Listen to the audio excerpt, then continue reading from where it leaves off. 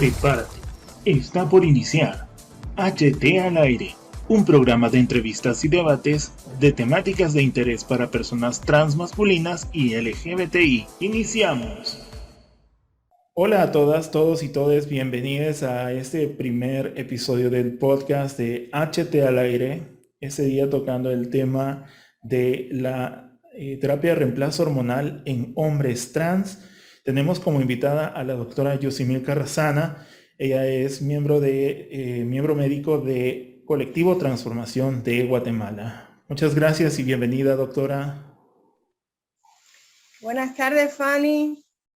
Una vez más, es un placer poder estar en contacto directo con ustedes y compartir un poquito del conocimiento que tengo al respecto de toda esta dinámica de la transición hacia la masculinidad en la terapia de reemplazo hormonal masculina.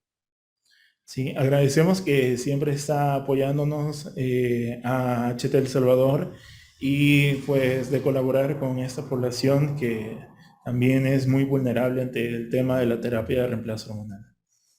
Bueno, vamos a dar inicio. Muchas gracias. Y quiero hacer una pregunta que esto es como para aclarar un poco algunas dudas que algunas personas tienen. ¿Cuál es la diferencia entre ser una persona transgénero y una persona transexual? Efectivamente, Fanny, sí hay diferencias. Los dos términos, tanto lo transgénero como lo transexual, ¿qué tienen en común? Este es un término global que va a definir a personas cuya identidad de género, expresión de género y conducta no se va a ajustar al sexo asignado al nacer. En común tienen los dos conceptos, tanto lo transgénero como la transexualidad. ¿Qué difiere la transexualidad de lo transgénero? Difiere que las personas transexuales inician una transición de forma permanente hacia el sexo con el cual se identifican, utilizando terapias de afirmación de sexo. Estas terapias pueden ser reversibles, como es la terapia hormonal, y las irreversibles, que es cuando ya se toman conductas quirúrgicas. Pero en común, ¿qué tienen? Que son personas cuya identidad de género, expresión y conducta de género no coincide con el sexo asignado al nacer. Esa es la diferencia. Ok, muchas gracias. Y sí, eso lo traigo al principio porque es como una duda que surge a nivel general de cuál es la diferencia entre una persona transgénero y transexual y eso. Entonces, para continuar, ¿cuáles son las posibles causas o cuáles pueden ser las posibles causas de la transexualidad en las personas? Es una pregunta un poco compleja, Fanny, porque todavía estamos en estudios por diferentes universidades a nivel mundial. Pero una de las corrientes actuales que más se ajusta a las posibles causas de la transexualidad es la que está relacionada con la neurobiología estructural y funcional. Mira, el cerebro de cada persona realiza una representación interna de su propia apariencia física, o sea, de su propia apariencia corporal, a través de una estructura que se llama ínsula. Esta ínsula fue descrita por primera vez en 1796 por el anatomista, fisiólogo y psiquiatra Johann Riehl. Esta estructura está situada a ambos lados del cerebro, o sea, en cada hemisferio cerebral, en las profundidades de la cisura de Silvio. Esta es su ubicación exacta a nivel cerebral. Y dentro de las tantas funciones que tiene la ínsula, hay una que particularmente está muy estrecha a la transexualidad, y es la de la integración de la información emocional y perceptiva. ¿Esto qué quiere decir? Que la ínsula procesa toda la información que entra al cerebro a través de nuestros ojitos, a través de nuestros globos oculares, y va a generar una respuesta genital produciendo un gran contexto de emociones en cuanto a la genitalidad. Relacionado con esta estructura cerebral que es la ínsula, en 1995 en la Universidad de Ámsterdam y posteriormente en el 2010 y en el 2018 en una de las universidades de Sao Paulo, Brasil, un grupo de investigadores a través de estudios de resonancias magnéticas cerebrales, tomando un grupo de personas cisgénero y un grupo de personas transgénero, llegaron a una simple conclusión. Ellos pudieron evidenciar a través de la visualización de estos resultados que la ínsula estaba disminuida de tamaño y tenía una disminución en cuanto a las neuronas que integran la red de la percepción. ¿Qué significa esto? Que las personas trans, al tener disminuida la ínsula de tamaño, como su función es la de la percepción de mi apariencia corporal, no coincide el sexo asignado que yo miro con el cual yo me identifico. Y esta es una de las posibles causas que ya está más que evidenciada, pudiera generar estas características transexuales en esta población. Hay otras, una predisposición genética por un influjo de hormonas en el periodo prenatal y neonatal del desarrollo cerebral, y otra que se remite al periodo de la fecundación, en la meiosis, en la mitosis, pero es bastante compleja esa teoría. Todavía está en estudio, pero sí es muy difícil ahorita podértela mencionar. No para mí, sino para que me entienda la población en general. Sí, O muchas sea, gracias. la transexualidad, y con esto quiero resumir la idea, no es un vicio, no es un capricho, es un fenómeno biológico y natural, del cual nadie es culpable. Sencillamente se están estudiando las causas.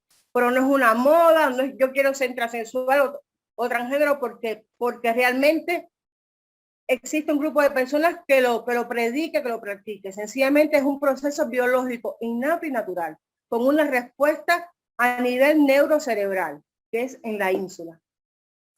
Sí, y es que tenemos un poco presente eso de que algunas personas de la sociedad en general lo toman como que es algo que está completamente de moda, que es algo pasajero, que es algo como que no tiene fundamentos científicos, pero ahora estamos conociendo que sí los hay. Entonces, pues eso puede aclarar dudas en algunas personas también que, bueno, que después que hayan dicho en algún momento no es algo que esté científicamente comprobado, pero ahora sabemos que sí lo está. Muy bien, vamos a continuar. Muchas gracias. Y ahora, ¿qué es en sí la terapia de reemplazo hormonal? A ver, en sí, ¿en qué consiste la terapia de reemplazo hormonal? La terapia hormonal masculinizante es el procedimiento mediante el cual se pueden inducir los cambios físicos deseados con los cuales se va a sentir acorde y a bien la persona trans, ya sea masculina, ya sea femenina. En este caso estamos englobando en un grupo de transexualidad masculina. Procedimiento a través del cual, con la utilización de medicamentos, se inducen los cambios físicos deseados. Ese es el concepto de la terapia de reemplazo hormonal. Ok, y la diferencia entre un tratamiento de reemplazo hormonal y hormonizarse, que son dos conceptos que se manejan, ¿cuál es la diferencia? Muy, muy buena esa pregunta, Fanny. Fíjate que la diferencia en sí es una simple, que la terapia de reemplazo hormonal es un procedimiento que es indicado, realizado y supervisado por un profesional de la salud o por un grupo multidisciplinario de profesionales que tiene que estar capacitado y sensibilizado. Y hormonarse es cuando la persona decide realizar este procedimiento, pero de forma autónoma, o sea, se está automedicando.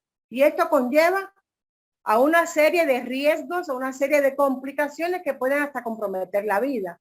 Porque esto lo realizan sin conocimientos, sin práctica profesional, quizás con la información que consigan en Google o de otra persona, pero que tampoco está capacitada. Esto es un procedimiento que no debe ser así. No nos ponemos auto-hormonar. Esto debe ser indicado por un profesional, por supuesto, con el consentimiento de la persona, sobre todo con el consentimiento, pero no de forma autónoma. Eso sí está completamente contraindicado. Sí, entonces podemos decir de que no todo lo que está en internet sobre la terapia de reemplazo hormonal es verdadero, sino también No, hay no, cosas erróneas en internet, ¿verdad? sí, sí, sí. Es una información que no es 100%, ¿cómo te diría la palabra? Fidedigna, no es una información por la cual tú debas llevar tus patrones para inducir todos los cambios, porque no todos los criterios, no todos los conceptos de Google, si no es un espacio científico, no se puede dar el permiso para comenzarlo a realizar. Ok, continuando con las preguntas, ¿existe una edad específica para iniciar a tomar el tratamiento de reemplazo hormonal? Ok, según está descrito en la literatura mundial, en los estándares de atención de la WPATH, la terapia hormonal se suele comenzar a los 16 años, que es durante la adolescencia, edad en donde pueden o comienzan a aparecer los caracteres sexuales secundarios de la pubertad. Lo que se puede utilizar para poner en pausa la pubertad son los inhibidores de este desarrollo. Entonces, ¿qué es lo que va a pasar? Inhibiendo el desarrollo de los caracteres sexuales secundarios, me va a evitar que comenzando mi terapia de reemplazo hormonal ya no tengan que, por ejemplo, en el caso de las mamas que estén tan crecidas, ya el tejido mamario va a estar más pequeño, menos desarrollado, y la mastectomía, que es uno de los procedimientos irreversibles, se puede realizar con más afín, sin menos riesgo. ¿Por qué? Porque yo inhibí su desarrollo, inhibiendo la pubertad a través de la no maduración de los caracteres sexuales secundarios. En los niños está contraindicado. En los niños no se puede realizar ningún tipo de terapia de reemplazo hormonal. Hay que esperar a llegar a esta edad utilizando los inhibidores de la pubertad. Y eso es lo que se puede hacer con respecto a la edad. O sea, ese es el dato que se tiene en cuenta a la hora de comenzar este proceso. Ok, muchas gracias. Es muy interesante conversar sobre este tema porque igual casi no se habla de la edad como específica para poder empezar a tomar la terapia de reemplazo hormonal, y algunas personas, principalmente jóvenes, los toman así de manera o sea, sin ninguna supervisión, sin ninguna información, y pues hay muchos riesgos que se corren. Continuando sería la siguiente pregunta para usted, y esto con respecto a lo que estábamos conversando. ¿Considera usted importante que antes de iniciar la terapia de reemplazo hormonal se informen sobre las diferentes, o sobre todo lo que vaya a realizar la terapia sobre la persona?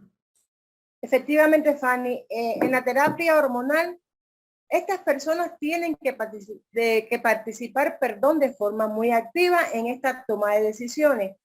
Y esto se hace a través de ofrecerles toda la información que contiene un consentimiento, que es el llamado consentimiento informado.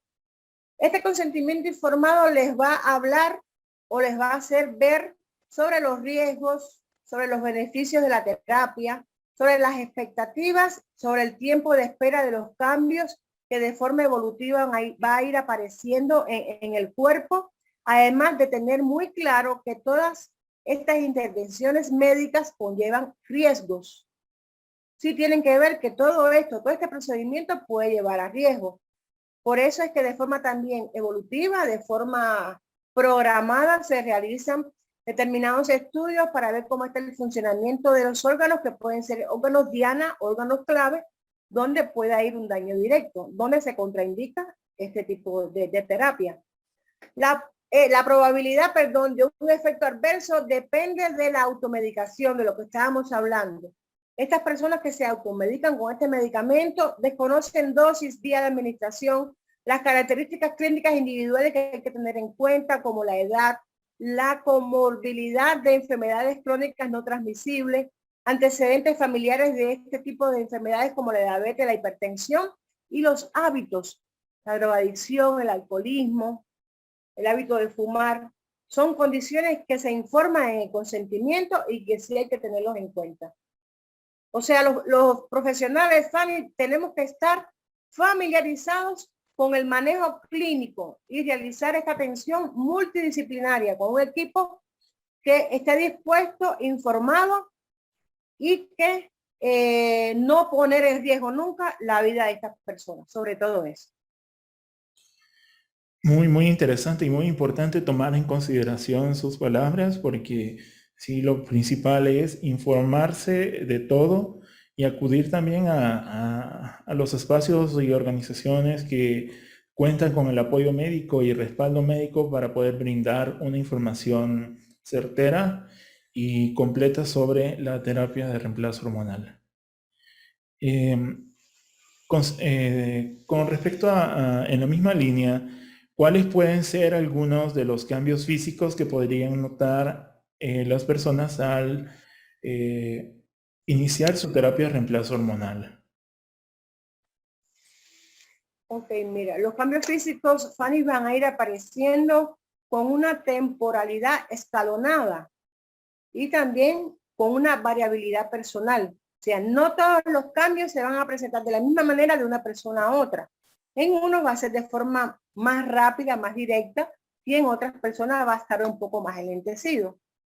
Pero los cambios, por ejemplo, podemos ver la oleosidad de la piel, o sea, piel grasosa y aparición del acné en un periodo entre 1 a 6 meses, el cese de los periodos menstruales, que puede verse también en un periodo de 2 a 12 meses, crecimiento del vello facial y corporal, redistribución de la grasa corporal, o sea, las caderas se comienzan a ser más estrechas por pérdida del tejido graso, aumento de tamaño del clítoris, que también es variable, un aproximado entre 7 a 8 centímetros en un periodo de 3 a 6 meses.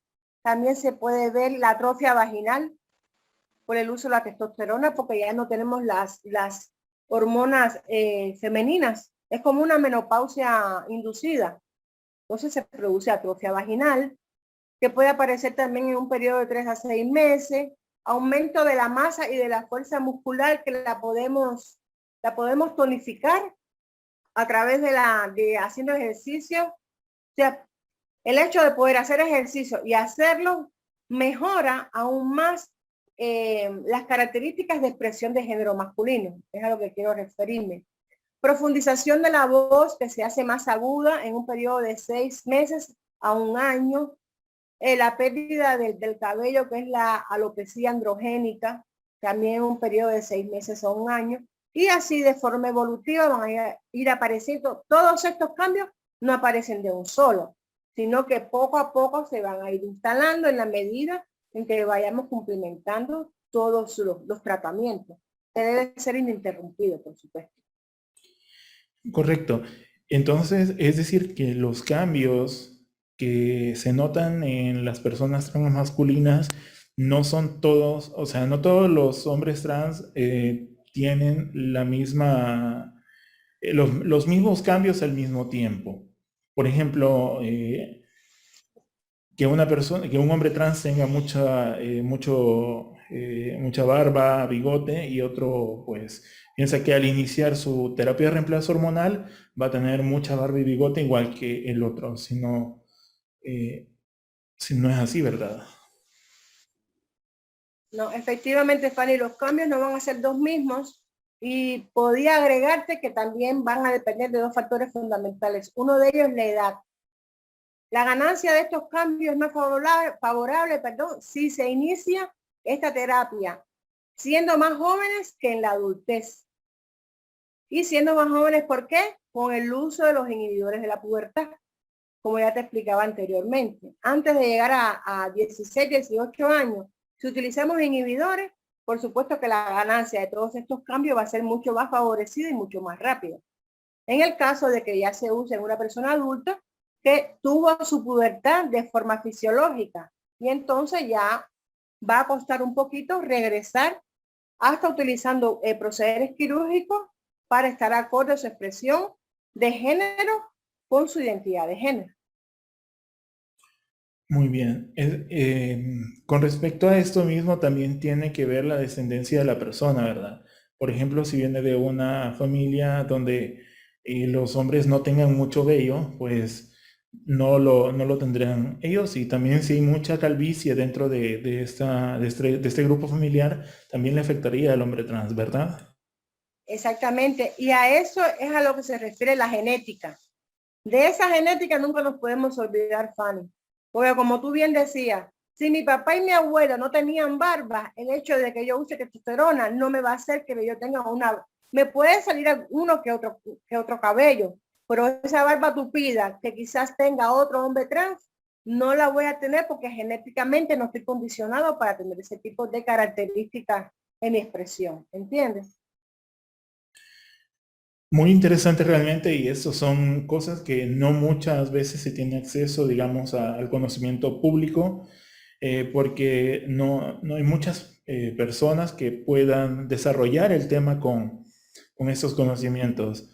Muchas gracias. En el caso de una persona transmasculina que ya se encuentra en terapia de reemplazo hormonal, pero que por alguna razón, por A o B motivo, ya sea por enfermedad, por problemas económicos, pausa su terapia, ¿cuáles serían como las consecuencias que podrían causarle a esta persona?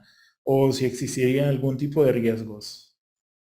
Y mira, Fanny, está descrito que esta terapia, una vez que se comienza, debe ser ininterrumpida. O sea, no se puede suspender, a no ser que aparezca en el transcurso del tiempo alguna descompensación o alguna enfermedad crónica que padezca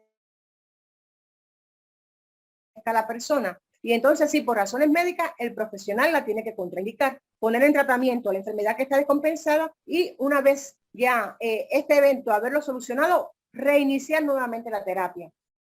Sucede que estos cambios, una vez que le interrumpen por otra causa que no sea médica, Fanny, estos cambios ya ganados en el transcurso, con el transcurso del tiempo comienzan a retroceder.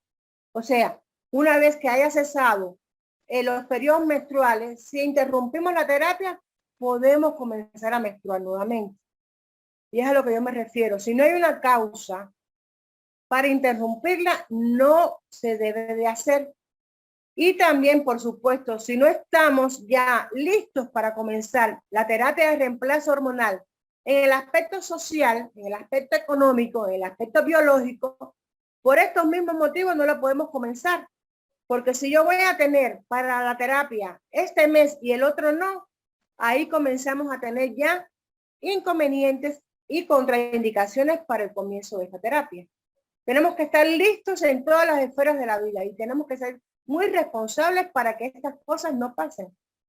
Debe ser ininterrumpida. Esto no se puede suspender, a no ser por alguna causa de enfermedad crónica no transmisible, un accidente. Entonces ya son cuestiones médicas supervisadas, controladas, que después a posteriori se puede poner nuevamente en tratamiento.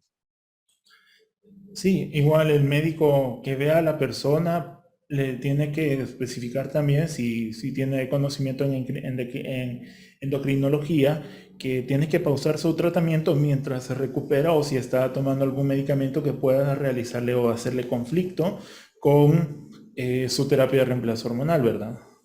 Así mismo, Fabi. Muy bien, muchas gracias.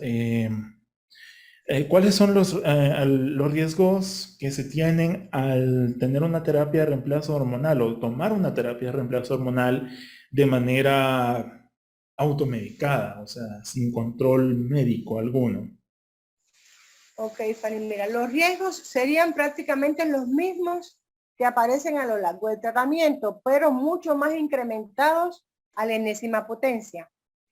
Pudieran aparecer, por ejemplo, alteraciones hepáticas, renales, a nivel de piel y faneras, como el acné, policitemia, que es el aumento de la concentración de la sangre de los glóbulos rojos, la apnea del sueño. A lo largo del tiempo también podemos comenzar a tener eventos como la apnea del sueño, desarrollar un tipo de diabetes, la tipo 2, por una resistencia a la insulina que se induce con el medicamento, eventos trombóticos, eventos cardiovasculares como la hipertensión arterial, aumento de las grasas como el colesterol y triglicéridos, cambios en el deseo sexual, hay disminución de la libido o el deseo sexual, hay pérdida de la densidad ósea, por eso hay que estar haciendo estos exámenes periódicamente para ver cómo están todos estos aparatos que en su conjunto conforman la anatomía humana.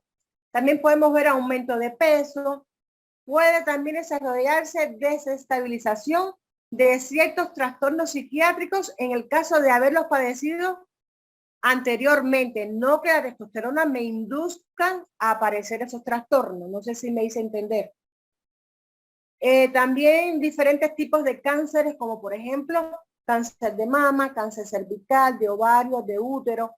Por eso, el hombre trans que está en terapia de reemplazo hormonal y no tiene hecho histerectomía, no puede olvidar que es un hombre con vagina. Hombre con vagina que tiene que hacerse exámenes de Papa Nicolau una vez al año mínimo. Tiene que hacérselo porque es una de las maneras de evidenciar que el tratamiento no está produciendo estos tipos de enfermedades. Eso es muy importante. También ahí no podemos descartar, Fanny, la posibilidad de que antes de comenzar mi terapia de reemplazo hormonal, si en un futuro yo quiero ser un cuerpo gestante, estudiar la posibilidad de una criopreservación de los ovocitos maduros o de mis embriones, porque una vez comenzada la terapia, va a costar después poder tener un embarazo. Entonces, si pensamos un futuro, ser cuerpos gestantes, ser papás, esta posibilidad tiene que tenerla presente, no se puede olvidar de ella. Bueno, es decir, igual, en el caso de los hombres trans, por el mismo tema de estigma y discriminación, tienen temor de asistir a donde una ginecóloga o ginecólogo para realizarse estos exámenes. Entonces, pero igual tienen que tomar en cuenta que sí se deben de realizar para tener como controlado o tener conocimiento de cómo va la salud de un hombre trans, ¿verdad? Muy bien. Y de manera general, pueden ser las afectaciones a nivel así general que se pueden dar con la terapia de reemplazo hormonal, ya sea esta controlada o sea, con control o sin control? Por ejemplo, hablaba usted del tema de poder desarrollar diabetes tipo 2 o resistencia a la insulina, y también la hipertensión también se puede desarrollar por tener una terapia de reemplazo hormonal. ¿Me podría comentar algo sobre ello, por favor? Ya como ya te había referido, Fanny, muy bien por lo de la hipertensión. A ver, está en riesgo de tener trastorno de metabolismo de las grasas, colesterol y triglicéridos. Esto pudiera inducirme a un aumento de la hipertensión no controlado, pudiera llegar hasta un infarto de miocardio, por ejemplo. En cuanto a la resistencia a la insulina, que se aumenta, tiene la posibilidad de desarrollar una diabetes tipo 2. Entonces es muy importante el control de todos estos, del funcionamiento de todos estos órganos para impedir a tiempo el agravamiento o la aparición de este tipo de enfermedades. Como decía, del aumento de la concentración de los glóbulos rojos, la policitemia, hay que indicar un examen de hemoglobina para ver si no tiene muy aumentada y suspender, por supuesto, los alimentos ricos en proteínas, las carnes rojas, los frijoles, los tomates, una alimentación más sana y de esta forma evitar que aparezca este efecto secundario que es la policitemia. Y hay ciertas enfermedades, Fanny, que contraindican la terapia de reemplazo hormonal. Eso es importante y no lo debemos olvidar, como por ejemplo, si se tuvo o en el momento de inicio se tiene algún tipo de cáncer sensible a las hormonas, como el cáncer mamario. Si tiene antecedentes de enfermedades tromboembólicas, por ejemplo, formación de coágulos, insuficiencia venosa periférica, si en algún momento estuvo tomando anticoncepción, tabletas anticonceptivas, antes de comenzar este tipo de vida ya transexual. También si está embarazado o está amamantando, porque son cuerpos gestantes. Los hombres trans pueden ser cuerpos gestantes. Y una vez que tenido el producto de la gestación, puede estar mamando o amamantando, perdón, mejor dicho, amamantando. Y está contraindicada la terapia durante este proceso. Si hay afecciones no controladas de la salud conductual o salud mental, como decía, antecedentes de algún trastorno psiquiátrico que esté descompensado, no podemos comenzar la terapia de reemplazo hormonal. Afecciones médicas importantes no controladas, si es diabético, si es hipertenso, antes de hay que poner en control y hay que compensarlos. O sea, si tenemos una afección que limite tu capacidad de dar tu consentimiento informado también. Si yo no estoy listo para dar mi consentimiento de inicio de mi terapia, no lo puedo hacer. No lo puedo hacer, no puedo comenzarlo porque yo tengo un impedimento que a su vez no me da la posibilidad de yo consentir para el comienzo de esta terapia. Y en sí, de forma general, son las comorbilidades que pueden aparecer y que me pueden contraindicar la terapia de reemplazo hormonal. Sí, yo creo que eso también es muy importante. Bueno, todo lo que estamos hablando es importante tomarlo en consideración. O sea, si es un hombre trans el que requiere iniciar su tratamiento de reemplazo hormonal y lo principal, como hablábamos anteriormente, es informarse sobre este tema que es muy amplio, la verdad es bastante amplio, pero también habemos organizaciones como HT El Salvador y Colectivo Transformación, que tenemos esta cooperación, y gracias a usted también que está apoyando a nuestra organización en este tema. Y continuando, ¿cuáles serían sus recomendaciones para los hombres trans que quieren iniciar su terapia de reemplazo hormonal? Como siempre lo digo cada vez que hablo, Fanny, yo me siento la gallina de todos mis pollitos. Y de verdad a mí me gusta realizar la inducción, darles conocimiento, pero sobre todo hacerles saber que la persona más responsable de todo este proceso son ellos mismos. O sea, ellos tienen que tener toda la información y toda la capacidad para aceptar de que pase lo que pase. Ellos tienen todo el conocimiento referido a este tipo de terapia. Entonces, ¿cuál es mi recomendación fundamental? Acercarse a grupos que ya tengan esta capacidad de reconocimiento de la veracidad de la información que yo poseo. ¿Esto qué significa? No puedo estar viendo todo lo que publican en Google para yo autohormonarme y comenzar yo mi proceso de transición de una forma autónoma. Eso está completamente contraindicado. Este proceso fue desarrollado por un equipo multidisciplinario. Y cuando yo me refiero al equipo multidisciplinario, puede ser médico, enfermero, psicólogo, que el psicólogo no me dice si lo hago o no lo hago. El psicólogo lo que va a hacer es ayudar a esta persona a la toma de ya las decisiones que tiene sin ningún tipo de tabú. No significa que por ir a un psicólogo yo tengo algún trastorno emocional, no. El psicólogo me va a inducir, me va a hacer ver que yo estoy tomando la actitud correcta porque es lo que yo deseo. Entonces, Fanny, esto debe ser así, supervisado, controlado por este gran equipo que en su conjunto el objetivo fundamental es hacer feliz al hombre trans, hacer que cumpla con todas las expectativas, que desaparezca esta discongruencia de género en conceptos en su mente y que cada día vaya ganando un poquito más de las características con las cuales se siente bien y las no asignadas al nacer. Eso sí, no. Sí, muy importante también, usted mencionaba el tema de la importancia de un tratamiento psicológico también, o un control psicológico de la mano con la terapia de reemplazo hormonal. Pero creo que sería muy bueno decir también de que sería bueno buscar recomendaciones de personas,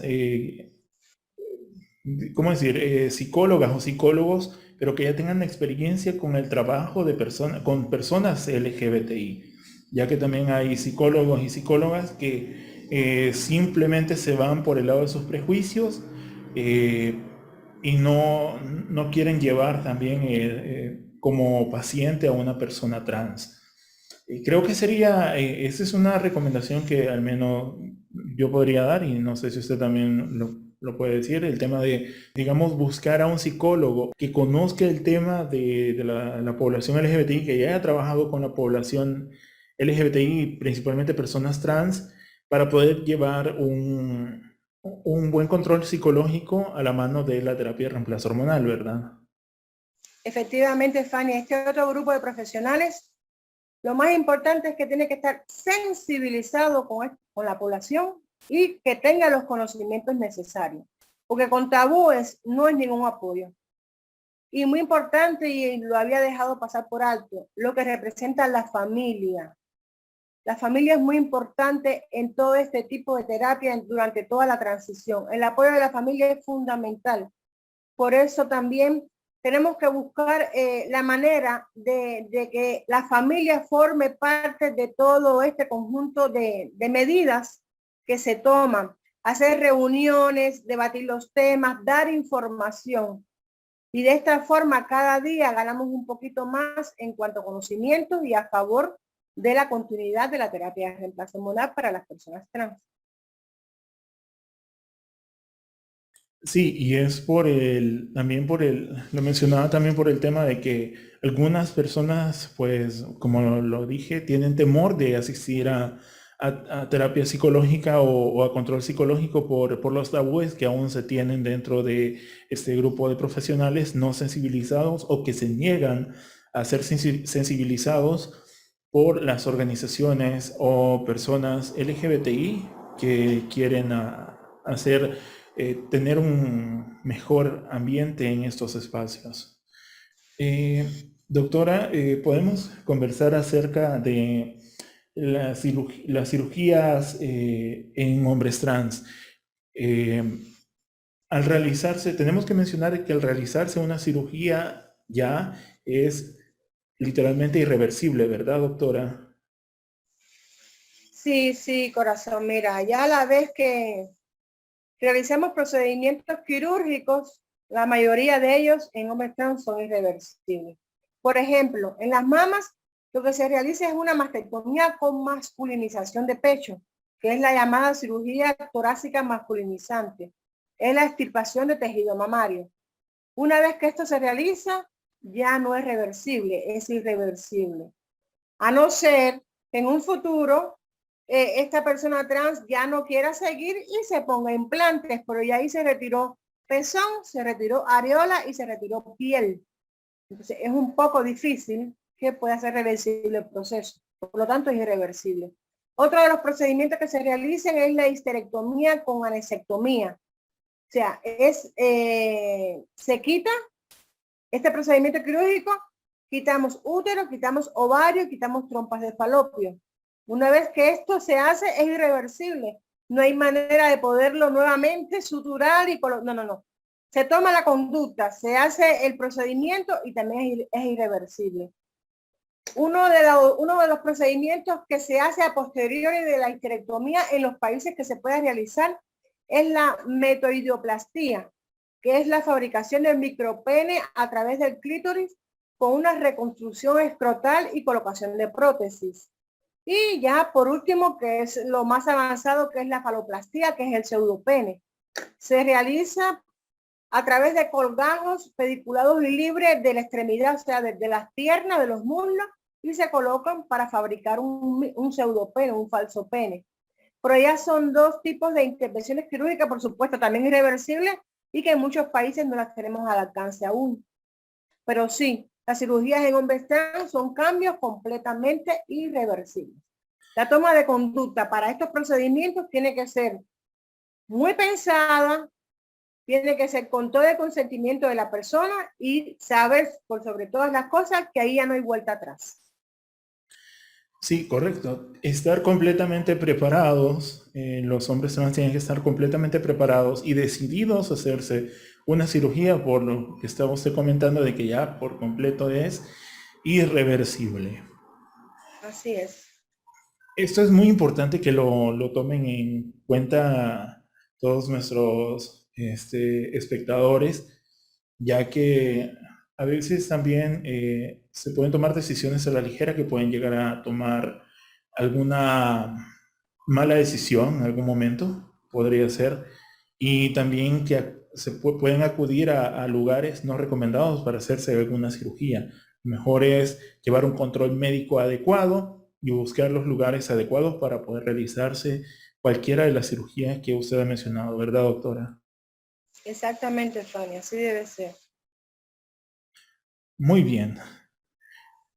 La siguiente pregunta, y pues aprovecho de decir de que esta saqué la idea gracias a un live stream que hizo Fraternidad Transmasculina de Perú, a quien felicito bueno, felicitamos desde HST El Salvador por sus 3 años ya, su tercer aniversario que hace poco han estado celebrando, y es el tema sobre la vacuna contra la COVID-19 en personas trans y que a la vez va de la mano con la terapia de reemplazo hormonal.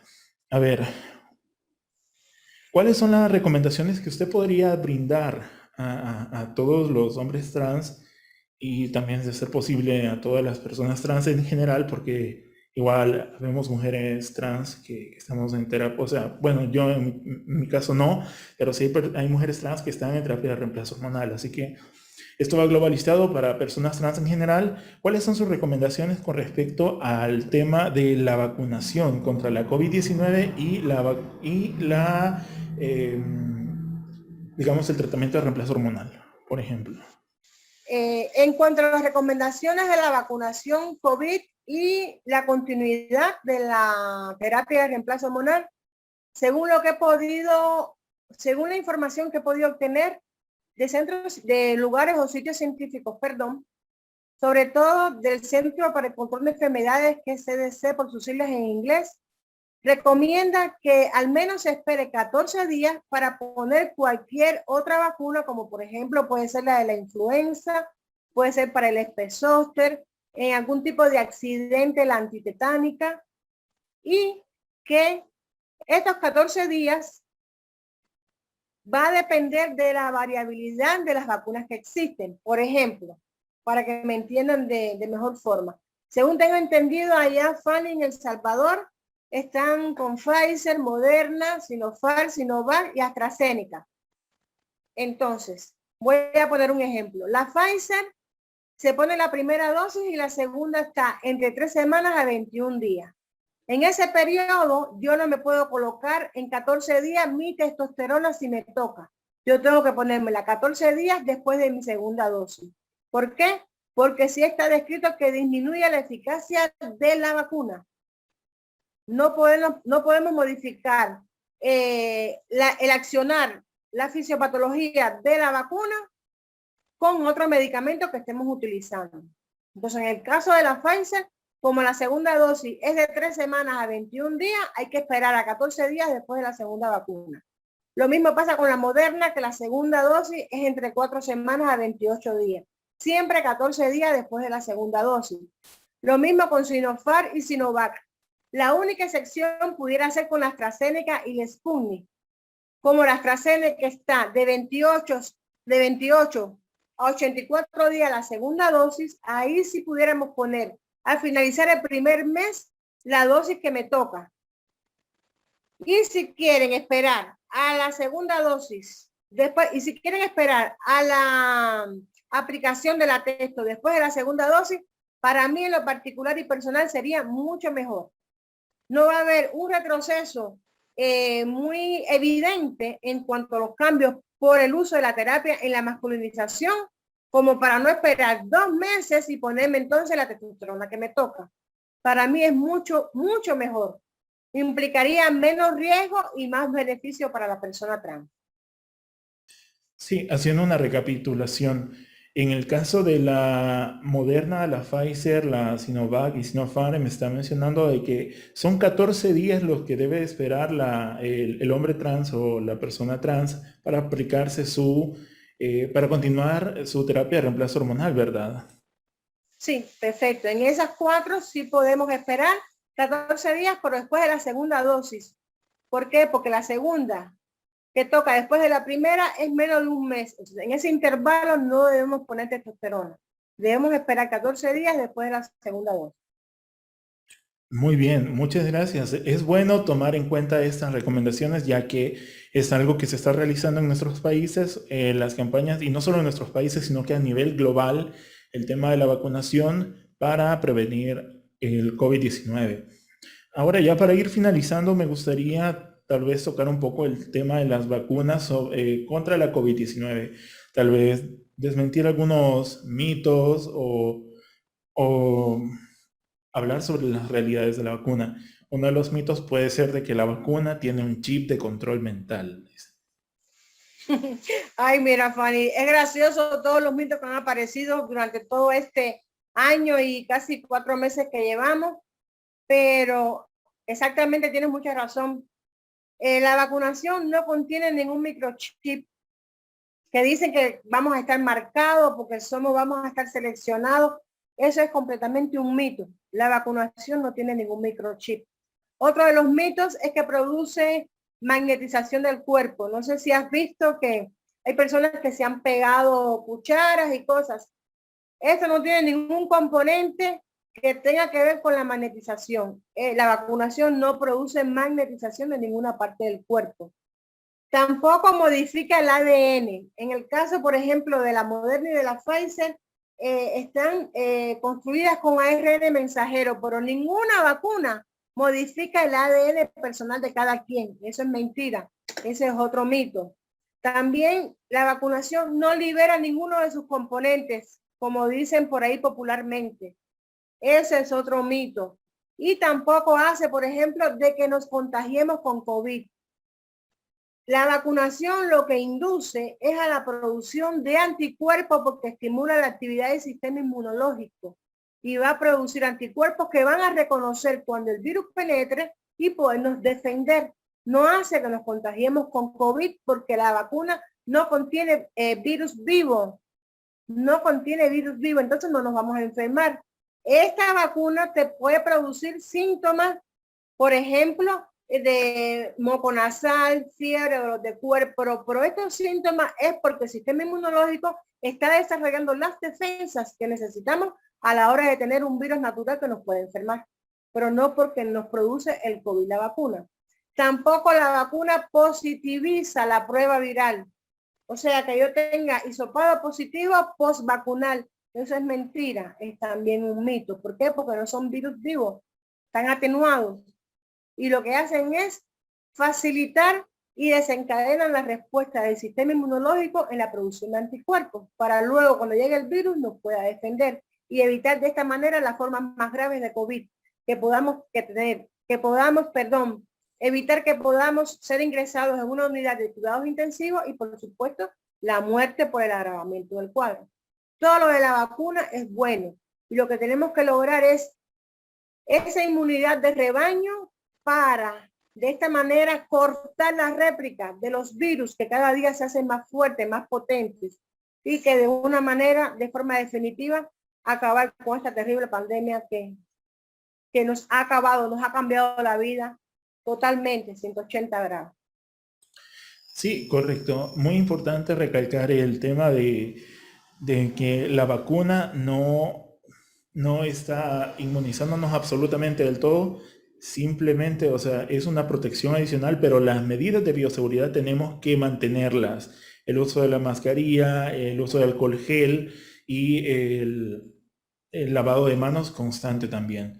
También, si es en caso de lo posible, pues mantener la distancia. Sabemos que en nuestros países el transporte colectivo es bastante de aglomeraciones, por ejemplo, pero de ser lo más posible mantener el distanciamiento social, ya que esto nos va a prevenir mucho más, porque la vacuna, si bien es cierto, nos ayuda a nosotros a generar inmunidad, pero no garantiza que no podamos contraer el virus, ¿verdad, doctora? Perfectamente, Fanny, para finalizar, tus conclusiones han sido estas y estoy de acuerdo 100% con ellas. La vacuna nos protege, pero no evita que nos contagiemos a la hora de no cumplir las medidas mínimas, que son mascarilla, aislamiento y uso de gel. En caso de tener que realizar algún tipo de actividad, no olvidar que esto, junto con la vacuna, sí sería fundamental para erradicar de una vez la posibilidad de contagiarnos con este fatal virus. Muy bien, además las medidas de bioseguridad también es buenas mantenerlas para no solo cuidarnos a nosotros mismos, sino también a nuestra familia. Así es que es de seguir con las medidas de bioseguridad y vacunarnos. Eso es una de las cosas más importantes que puede haber. Bueno, le agradezco muchísimo por su tiempo. Gracias por haber estado en este podcast, esta primera emisión del podcast HT al aire, un programa de entrevistas, de debate sobre temáticas relevantes de personas LGBTI. Sí, muchas gracias, doctora, y gracias también a Colectivo Transformación de Guatemala. Muchas gracias, Fanny, por la invitación y estamos a la espera del próximo podcast. Ok, muchas gracias. Nos vemos en la próxima. Gracias por haber estado con nosotros. Gracias. HT El Salvador agradece su compañía en nuestro podcast. Será hasta la próxima.